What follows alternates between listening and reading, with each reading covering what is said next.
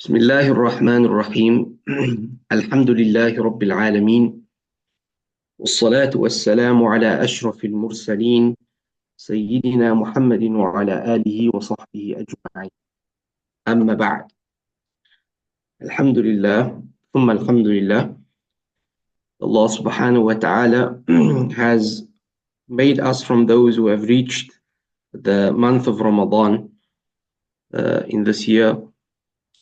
And the blessing of Ramadan cannot be overstated, because not only due to its reward, but purely due to its transformational quality as an institution that transforms a person from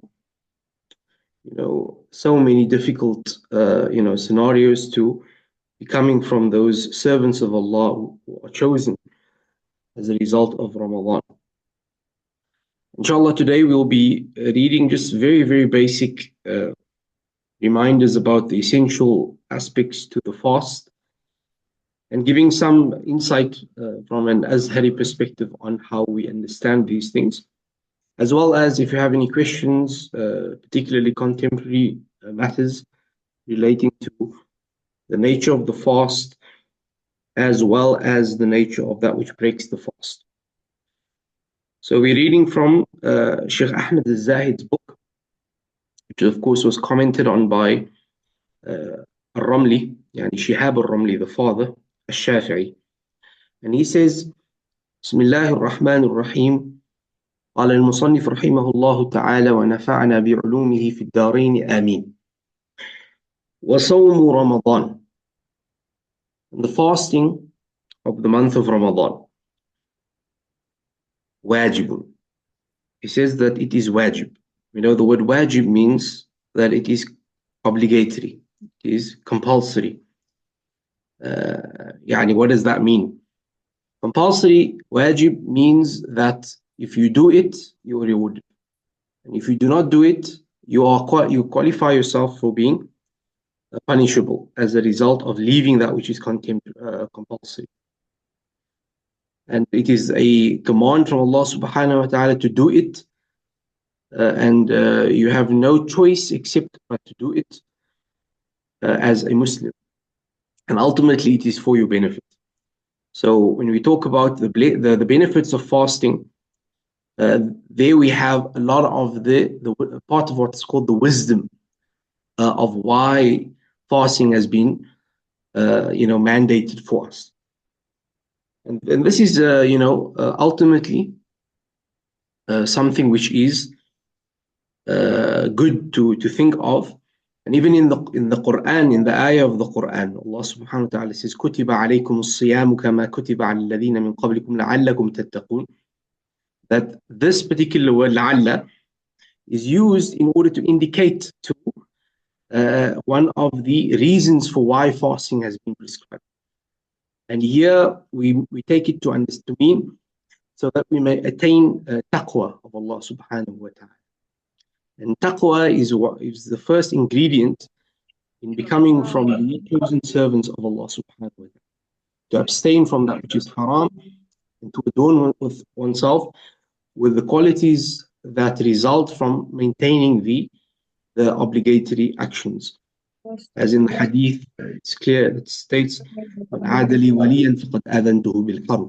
that whoever harms a saint of mine, Allah says, I declare war upon him. And my servant does not gain closer to me except through that which that I have made obligatory upon him. And he doesn't continue and grow closer to me except that which I've made, extra supererogatory upon him. And to the extent that I love him. And when I love him, I become, etc., the hand which he, strikes, the etc., in order to indicate that we submit to the will of Allah subhanahu wa ta'ala, and then our actions are in alignment with that which Allah wills in reality. So fasting, from one of the high wisdoms of fasting, is of course the attainment of taqwa, one of the fastest paths to taqwa. So he says, وَصَوْمُ رَمَضَانَ فَرْضٌ wajibun. And the idea of it being wajib is, of course, in relation to those who it is wajib upon. So when we talk about the conditions of its obligation, that there are three. So if you have these three qualities, you have to fast. First of all, al-Islam. You must be a Muslim. If you're not Muslim, even if you try to fast, a lot of these influences, I'm going to fast for the month of Ramadan. Shar'an, in our Sharia, it doesn't count. Right? It's not as if they're being rewarded as a Muslim, because the asl, the foundation is that you must be a Muslim. So there's no fasting for the kuffar, for the disbelievers. Number two, you must be, of course, pubescent. The fasting of children, it is valid, but it is not obligatory. And if a child is too young and he is forced to fast, according to Imam Malik, this is what's considered child abuse. And so one should be very careful as to how they introduce children to fasting. And very young children, if it affect them negatively in terms of their health, that they should not fast. But rather, just as salah is something which they are told to do at the age of 7 and instructed and in terms of taught, likewise fasting is something which is introduced to them at the age of 7 by way of being a full day. So try to let them fast even less than a full day, but eventually getting them to fasting a full day by the age of 10. Of course, what we mean by 10, according to our madhab, there's difference of opinion. Either we mean 9 years old or 10 years old. So either having completed 9 years or having completed 10 years. In other words, starting the 10th year or having completed 10 years. So either way, that is seen in our school of thought. And then thirdly, of course, one must have the intellectual capacity, as it is a condition for salah. When it comes to the things which permit a person to leave the fasting, this would be, of course, a sickness, person who is marid, and this sickness is something which is, of course, something which is heavy upon him. And so the sickness of a person, if it's something which is heavy, but it is temporary, it is something that is heavy, but it is something that is temporary, then they do not fast, and they just simply make it up later. As for those whose sicknesses are heavy, but it is chronic sickness, then of course they do not fast, but not only they cannot make it up, so therefore they have to pay what's called a fidya, to pay an amount which is stipulated, of course, within the Sharia, and that can be converted, by certain fatwas allowed it to be paid with currency as well. So, as for the traveler, of course, someone who travels a distance which is, of course, long, for them it is something which is also a rukhsa to break the fast. However, if the travel will not cause any difficulty for the person, the recommendation is to fast. It is better for them to fast. However, our teachers, if they say if you're traveling by aeroplane in any capacity, do not underestimate the travel, and it is good for you to break your fast if you are traveling by aeroplane. As for someone who's not traveling by aeroplane, it is better for them to not break their fast and to continue to fast.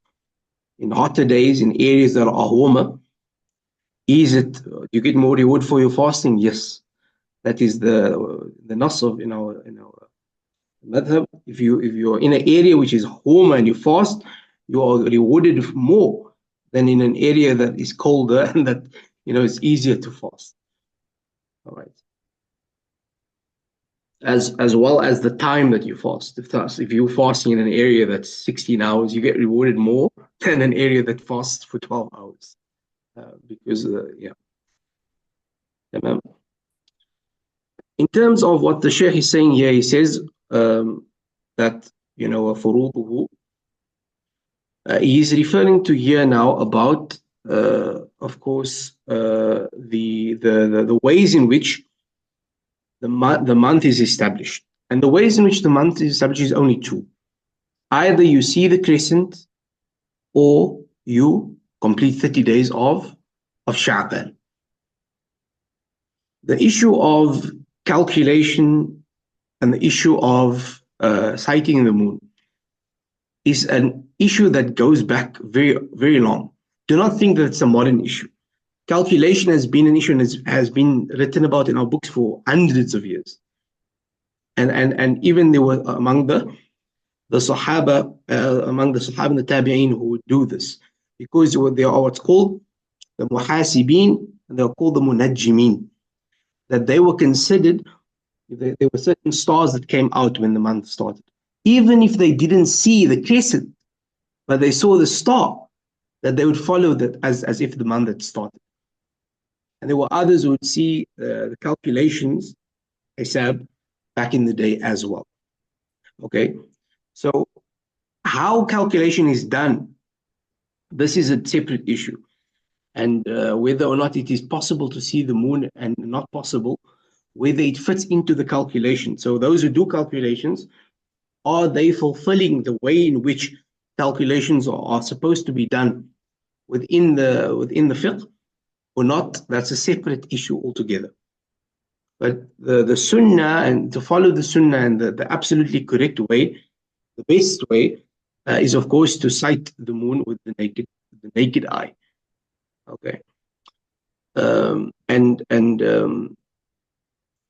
Here there's of course many other issues relating to how do I say it? Where you do you follow your own location, or do you follow a different location? The location that's generally been discussed is what's called the Masafat al-Qasr. It's about 83 kilometers. The fatwa, that's the madhab, is that you only follow that which is within that capacity. So if someone further than that has cited it, you cannot follow it. That's the mu'tamad.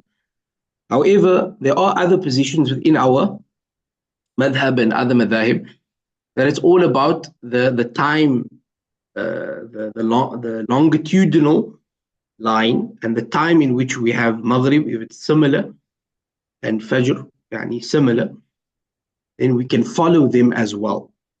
Okay, as long as we have information about them. Okay. In other words, they're all valid positions. And if you want to follow those who follow Mecca as a position, that's also valid within the Hanafi madhab. So the idea here is, of course, that there's so many valid positions, but what has become wajib across time, within one community, it is obligatory for the community to unite in this issue. This is an issue which an imam has to be appointed, who has the capacity to be able to maintain a particular, standard of everyone following a particular set of rules in how to maintain the month. Whether that's by calculation, if that's the standard, then it has to be followed. And if the standard is, of course, to follow the original sunnah, which is to go out and sight the moon, and that is also to be followed.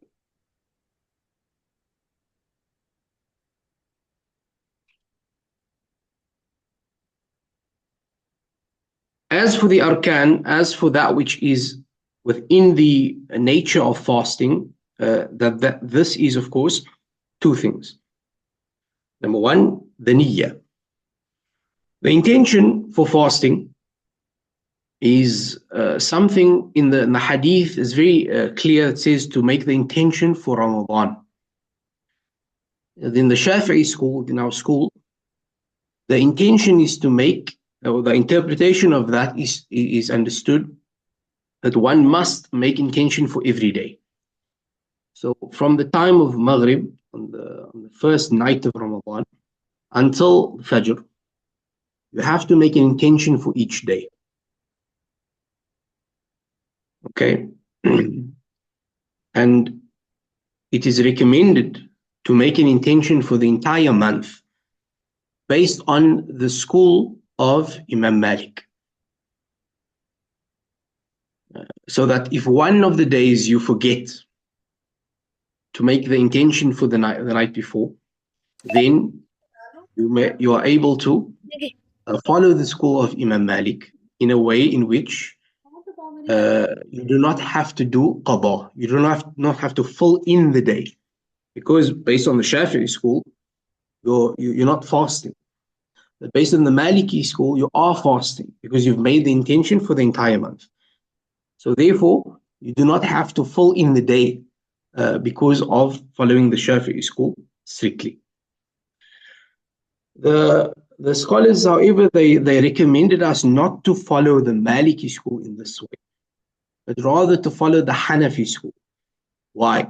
Because the Hanafi school, they say that whether it's a fard fast or a extra fast, a sunnah fast, as you can make your intention up until the zawal, yani quote unquote dhuhr. If you miss your niyyah, you are still able to make the niyyah up until the zawal, the zenith. Okay? So this is why also it's better to do so, because the Hanafi school agrees with us in certain principles, like if you eat out of forgetfulness during the day of your fast is not broken. Whereas in the Maliki school, if you do eat out of forgetfulness, your fast is broken, because they carry the hadith which says that if you eat out of forgetfulness, Allah has fed you. This is strictly sunnah fasts and not fard fasts. Okay, so this is what we mean. So if you forget your fast for the day before Fajr, no problem. Just continue and make the niyyah for the day based on the Hanafi school. And if you've already made the intention for the whole month, then that's good based on the Maliki school. Let me not talk about the Hanbali school, because then we're going to get into more stricter rulings. However, in the Shafi'i school, if one does any one of the following, then it counts as the niyyah, even if you've not said it out loud. Of course, saying it out loud is a sunnah. You do not have to say the niyyah. نويت صوم غد عن أداء فرض رمضان هذه سنة لله تعالى. You do not have to say, I intend to fast tomorrow for fulfilling the month of Ramadan for this year, for the sake of Allah. But this is something you bring to mind in your heart between the time of Maghrib and Fajr. The scholars, however, they said that if you simply woke up for suhoor, to eat before Fajr, then that counts. Or if you woke up and did not eat because you did not want to eat by mistake, so that it's already Fajr, and you prevented yourself from eating, that is also a niyyah, and that counts. So whether you eat or you do not eat, but you've done so intentionally because of the fast, then that counts as your intention for the day. With regards to eating before the adhan, so if the sunnah is, and this has been, there's such a consensus of this, that the time between the adhan and when you stop eating is the time of 50 ayat to be recited, and this is around 20 minutes. So it is recommended, therefore, to stop eating before 20 minutes before the adhan. If you want to drink water 5 minutes before the adhan, that is fine. There's no problem with it. But the problem is the moment that the adhan it goes off, or the time for Fajr is, you've already entered into the time of Fajr. And if you have food, you already started eating food, and you continue even for a moment, your fast is invalid. So if you find yourself having food within your mouth, you have to remove it immediately. And this is something which unfortunately has become widespreadly, especially among some of our brothers from another camp, that they've misunderstood the zahir of the hadith. Uh, you know, yeah, about this. If there are any questions, please do ask. Inshallah, we will address them shortly. Inshallah. Yes. A question came. Assalamu alaikum. What's the fiqh ruling regarding wet dreams during fast? Does it invalidate the fast, or you take ghusl and keep going with the fast? Very quickly, this does not invalidate the fast. So you wake up, your taking of ghusl or not taking of ghusl has nothing to do with your fast. You continue with the fast even if you don't take the ghusl. But of course, you take the ghusl because you're going to pray, right?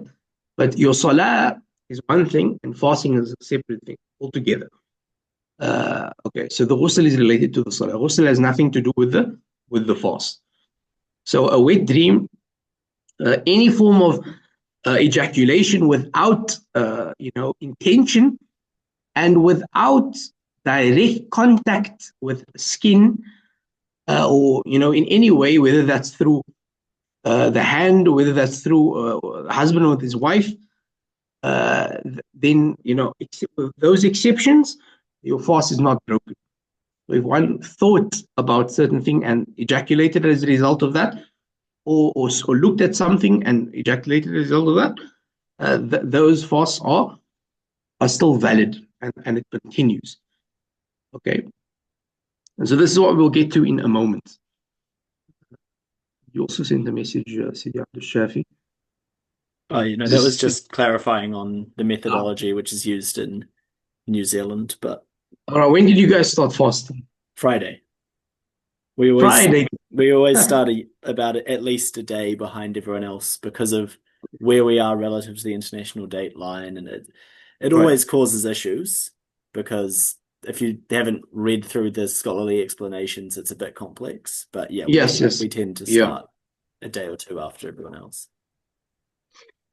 Okay. طيب. So then he says the first how do I say, fard, first pillar of fasting is the niyyah. The second is, of course, abstaining from that which breaks the fast. Number one, of eating, ta'am. Of course, anything which enters into the mouth breaks the fast. In terms of swallowing it, of course. Anything you enter in the mouth and swallow part of it, it breaks the fast. The fatwa about it's called ashma pumps. This is something which there's difference of opinion on. But lately, a lot of the fiqh bodies have allowed it, that it does not break the fast. So if you are someone who struggles with ashma and you do not want to not fast, then it is better for you to fast and use your ashma pump. Although there is, of course, a lot of contention within these fatwa, but for ease for people, this is something which can be followed. He said, ta'am. Ta'am means drinking as well, so not just food, but also drink, right? Jima', of course, sexual intercourse. Sexual intercourse, if it is performed forgetfulness, this is also looked over. If something, if you can imagine that to happen without intention, then it is also, if someone does that out of forgetfulness, then it is also you continue fasting. If it does occur, In our madhab, if you do eat, right, you eat, you broke your fast, right? Do you have to pay any penalty? The answer is no. You simply make you make up that day. If one were to eat intentionally, then this is, of course, a very bad, and it's considered a major sin, and one should make repentance for that. However, sexual intercourse, if it's done intentionally, there is a kafara, there is a penalty, and that penalty is, of course, freeing a slave. And I don't know if New Zealand, if there are slaves, but in some parts of the world, apparently there are still some slaves. But because of the inaccessibility to, the slave, the supply market of slaves, we don't have to do that today. So there's, of course, fasting for 60 days. And if one is unable to do that, then feeding 60 people. And this obligation is only upon the man. This penalty will never be upon the woman in our religion, or at least in our madhab, in our school. And it's the only thing which you can do, which of course would have this penalty. None of the other things which break your fast within our school, not in the Hanafi school, everything has this penalty. Even eating has this penalty. So our school is much, more, is lighter on this. So it's only, and this is any form of sexual intercourse, okay? So it's not just between a man and a woman. So, if it's, anal intercourse as well, this would also be considered jima'.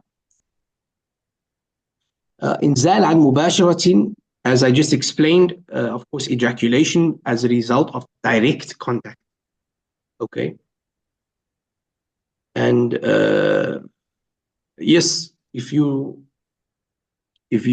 consider clothing as indirect, then one were to have some sort of how do I say, contact with clothing, sexual contact with clothing.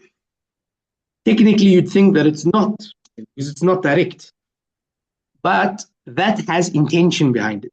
So anything which is intentionally done to ejaculate, it breaks the fast. It's not that it's not done with the hand, it's not done with the wife, it's not done with looking, so it's fine. No, if it's intentionally done, then that is something which breaks the fast. And that's why he says wastimna as well, which is masturbation. So all of these things break the fast. Anything like a wet dream, which is not done intentionally, etc., that does not break the fast. ومن كل عين دخلت في جوف من منفذ مفتوح. And anything which enters the body from a natural opening breaks the fast. And in our madhab, I'm going to give you two positions. The madhab's position, the stricter position, and that which has been allowed by later scholars. The madhab's position is that anything which naturally goes to the stomach or to the head, even if it's not from the mouth or the nose or the ear or the eye, but if it goes from the head, an injection within the head, in the stomach, that it breaks the fast. But if it is on the arm or the legs, and these are not natural openings, but rather the needle is first put and then the injection, then that does not break the fast. Whether that's extraction or putting, inside the body. The latest scholars, or today contemporary scholars, have said no, any injection is allowed and does not break the fast.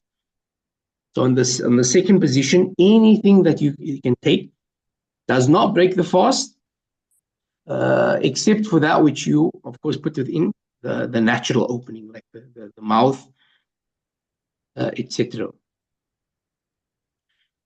Even within some medication which taken from the back, the rear end, this is also difference of opinion. Of course, our madhab, this does not allow that; it breaks the fast.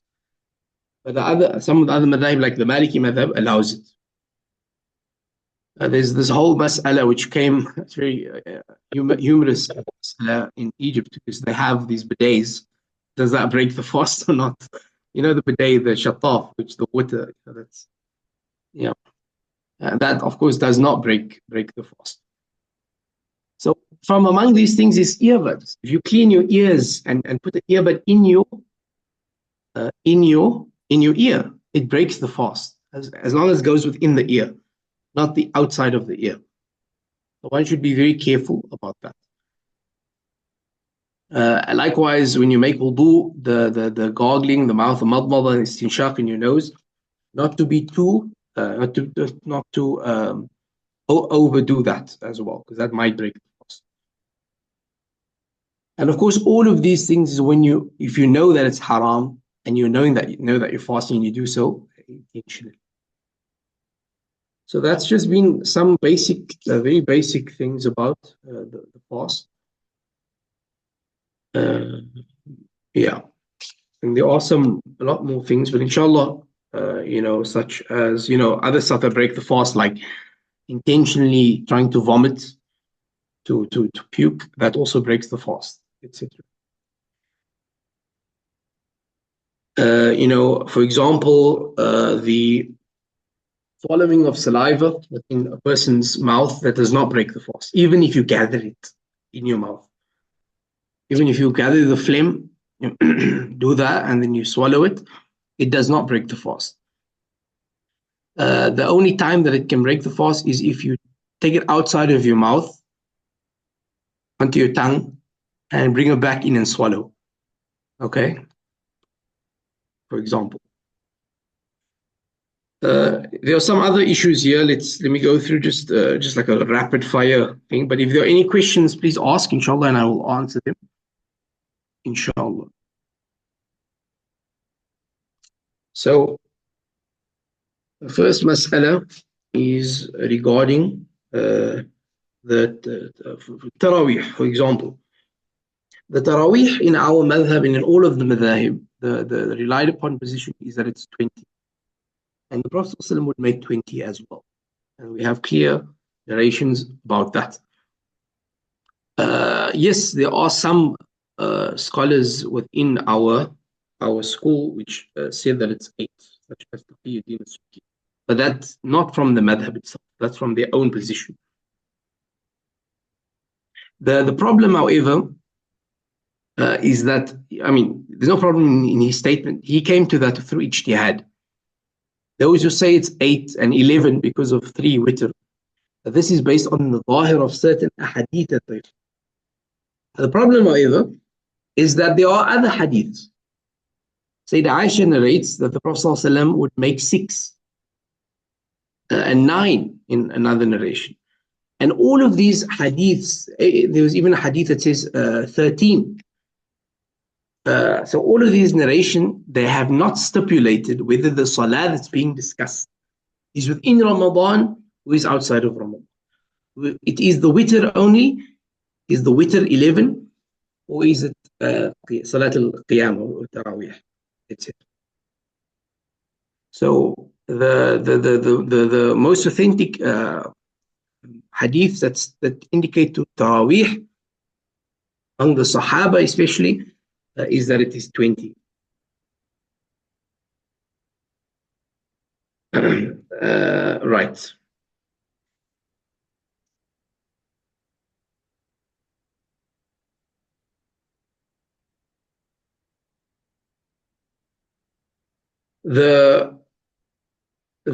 In terms of fasting, for those countries which follow, which have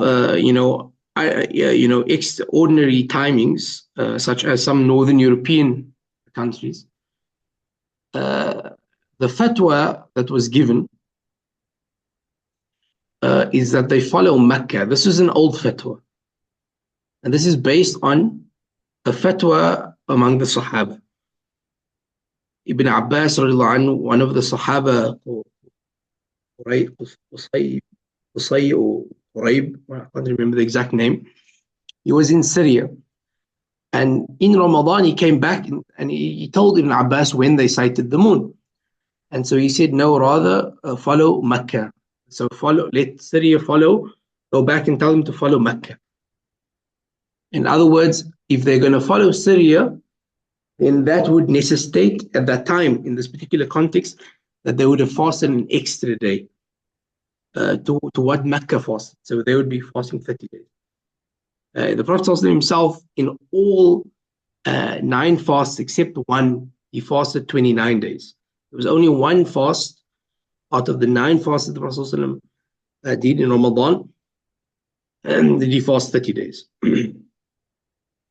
So the fatwa is to follow both the timings of Mecca, some northern Scandinavian countries, the sun doesn't set, or rather the light is never, without light. As soon as the sun sets, it rises again. It's very quickly. In this circumstance, the fatwa that was given is to follow Mecca, the timings of Mecca. So they start with Fajr, with their Fajr, but then they only fast according to Mecca. Another fatwa that is given is that you follow the length of 18 hours. So if you're fasting, and this is something that's general in non-Muslim countries, not in Muslim countries, but rather if in Muslim countries the imam or the leader would give the fatwa. But in non-Muslim countries, if the fasting, and there's no general body that you follow, if the fasting is more than 18 hours, you're allowed to limit it to 18 hours. Okay, that's the fatwa. However, the fatwa about following Mecca, and this is regarding times for Salah as well, especially because the sun, in terms of Fajr, in terms of Maghrib and Isha, it's not going to sit. You can follow Mecca as well. The newer fatwa that some of the mashayikh have given is that it's better to follow a country that is close by, because you know the timing. Back in the day, it was harder to know the timing of some of these countries that they would follow, and news from Mecca would be actually more prevalent. This is what stipulated by some of the mashayikh as well. So if you are in Northern Europe and you follow a country close by that fasts for 16 hours or something like, or 18 hours, and you follow the prayer times, etc., that is better. What is the hukum? What is the ruling of using water during the day of fasting? If it's very hot, to wipe your body, to even gargle your mouth, just to feel cool. This is something which does not break the fast, and there's no problem with it. There's no karaha in it either. The karaha, the dislike, that which is disliked, is of course relating to over the excessiveness of that. Using perfume in the day of Ramadan is not recommended in our madhab, because it is a time that you should abstain from that which delights the nafs. So even perfume during the day of Ramadan is something which should be abstained. It's no problem if you do it, but it is something which is disliked, and leaving it is rewarded.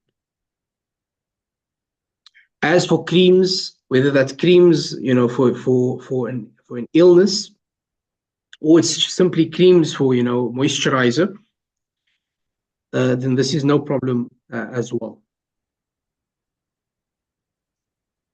What is the ruling on second-hand smoke vape blown on one, given that?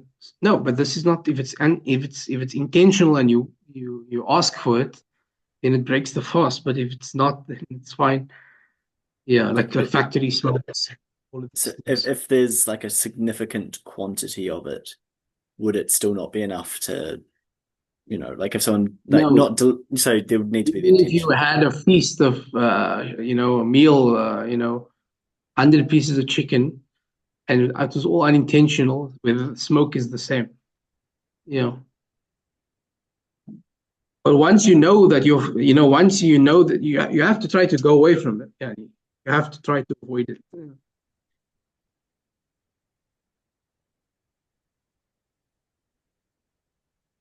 is it permissible, if someone is constantly traveling, do they have the ability not to fast constantly? The fatwa that's given about this is that it is permissible for them not to fast constantly. However, this is only with the condition that they work is consistent for most of the time. Like they have to travel consistently for most of the time, not all the time. All the time they'll never have the time to actually make up the fast. So here it has to be looked at on an individual basis. The person who makes a mistake thinking that it is Fajr, or thinking that that's not it's Fajr and eating, or the person who thinks that it's Maghrib and breaks his fast, the mu'tamad is that their fast is broken. But there are weaker positions which one can follow, that the one who makes a mistake in this, there's no blame upon them. And so this is what the fatwa that was given actually in Egypt. One of the muadhins made a big mistake and he did the adhan like 5 minutes before the time. And instead, so they actually, they said, no, it's fine. There is a weak opinion. I mean, this is very typical of certain positions within Egypt. But they said, no, it was fine. And that it counted. But this is not the position of the relied upon position within our madhab. Rather, the person should, and people who broke their fast should pay in that day, or make up the day. What is the hukum of kissing one's wife during the day of fasting? It is makruh. This is the general position. Makruh is disliked in our madhab.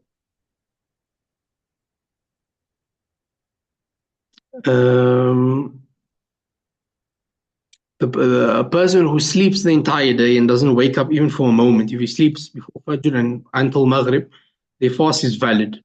It's equally as valid as anyone else. Okay.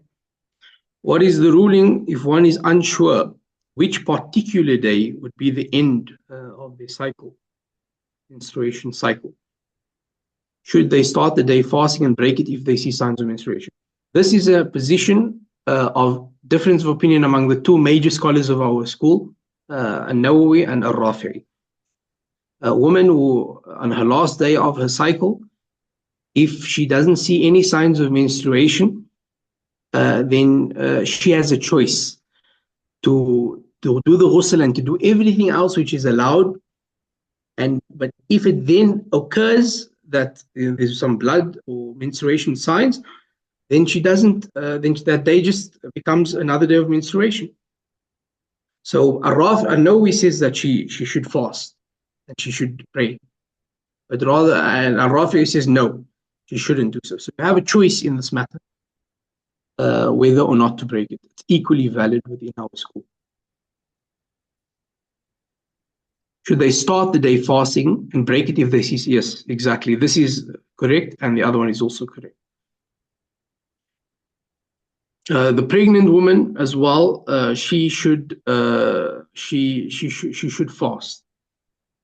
if she has no prior difficulty with fasting. She can fast. She has no prior difficulty of fasting. In other words, if no complications happen before. If any complications happen before during fasting, then the next fast becomes she should not fast. It can be also becoming haram upon her to fast. However, if she from the beginning she fears that if she does fast, she'll become weak herself, or she fears for the baby, or she fears for both of them, then she should not fast from the beginning. So anyway, a pregnant woman who fasts from the beginning, she should be very careful and most likely will break the fast within the day. Does looking at the awrah, limit the rewarding of fasting? The awrah that's related to it does not limit the reward of fasting, except if you look at the major awrah, which is the privates, because that looking at the private in our madhab is something that is disliked anyway of between spouses. The major private part. And so that would limit the reward because one is doing something which is makruh only. Again, the limitation of rewards, this is from the zahir, right? This is from the outward aspect of it. As for the reality of reward of fasting, that's with Allah subhanahu wa ta'ala. Asking on behalf of a sister with mental health disorders, what is the ruling? If fasting impacts her mental health, as it means she can't take medication. Yeah.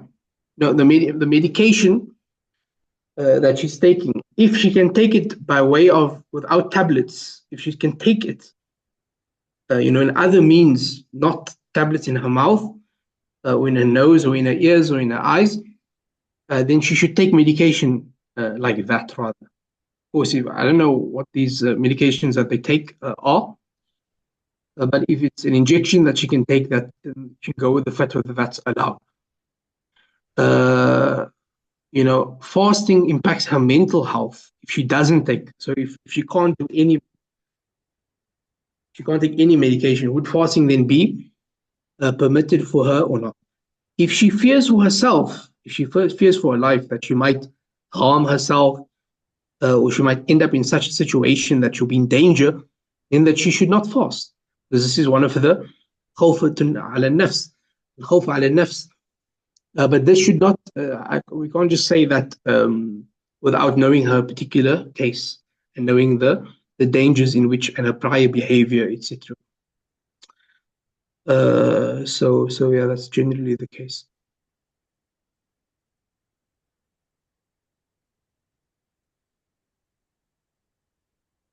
Okay, then we have the mas'ala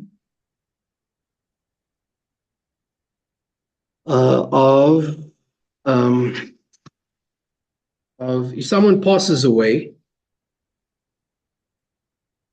and they have not completed all their fasts, and rather that they have not fasted all their fasts that they're supposed to fast, are you allowed to fast on their behalf? In our madhab, you're not. But the fatwa is that you are supposed to give, you can give fidya on their behalf. Every day that they miss is the amount that you give. And as we've explained already, all of these injections are allowed, at least within some of these what do you call it? These later fatwa.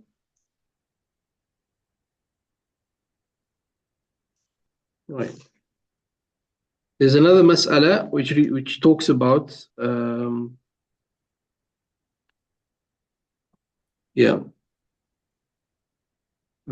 woman who wants to stop her period for the month of Ramadan, that it is permissible for her to do so if she takes certain medication before the month or during the month, but that it is better for her not to do so.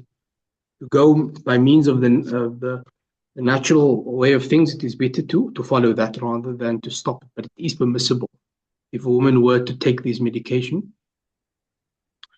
In the Maliki madhab for Hajj and Umrah, these things, the fatawa, some of them have stated that it's a wajib for her to do so if she can.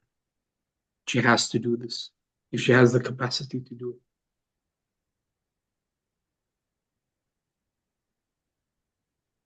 And of course, as we all know, smoking breaks the fast. All right. If there are any other questions, inshallah, please do ask.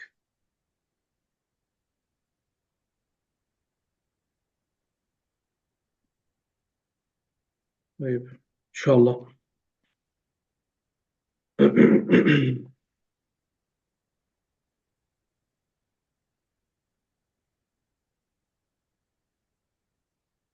Just one question. Yeah. Given, in a situation of a country like New Zealand where we start a day potentially later, if someone was to travel from New Zealand then to, say, a country which started on the Wednesday, and particularly if they end up fasting 29 days, what should that person do if that would mean that they themselves would have only fasted for 28 days? Yeah, you have Eid with the people at the location. You make up one more day afterwards. Yeah, you have to fast 29 days, but you don't fast on the day of Eid of the people in the location. That's a very common mas'ala question that they ask. The Shafi'i madhab is the only madhab that says that using the miswak after zawal during the day of fasting is makruh. None of the other madhab have that position, and even Imam an-Nawawi himself doesn't take that position, and he is the main person in our madhab that we follow for positions.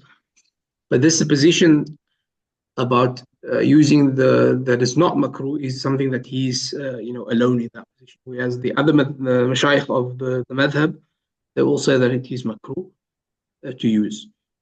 Of course, because of the hadith that لا خلوف فم الصائم أطيب عند الله من ريح المسك. The smell of fast of the mouth of the faster is atyab, meaning that it is greater in reward on the day of judgment than the smell of musk. In other words, in comparison to the delight that one feels with the smell of musk, the reward of fasting, the result of the smell of the person who fasts on the day of judgment, the reward will be greater than that. So that's what it means. And the smell of musk is what is the blood of the martyrs. So the reward will be greater than the martyrs. That's the qiyas that's understood here. Does it break the fast if one is inhaling? Okay. It's injected into cavities to preserve the bodies and everything. Okay. Yeah, I don't know the answer about that question. Formaldehyde, I don't know this. This is injection into cavities to preserve the bodies and has an effect. Yeah, this is an important question. Of course, this is something which you're intentionally inhaling. You can't get out of it as well, probably. But thank you for. I'll look at this question. I'll remember it, inshallah. Let me take a photo.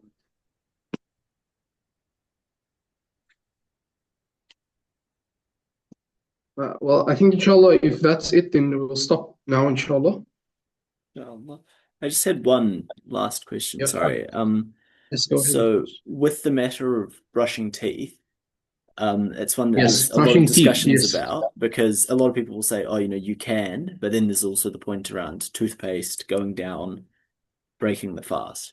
And I Yeah, guess my question for that, because it's something that personally I like kind of sometimes worry about, is like, at what point do you need to get the toothpaste out of the mouth before the entry of the time for the fast? Like, so for example, you'll have that taste in your mouth and maybe your saliva will take on a bit of that taste.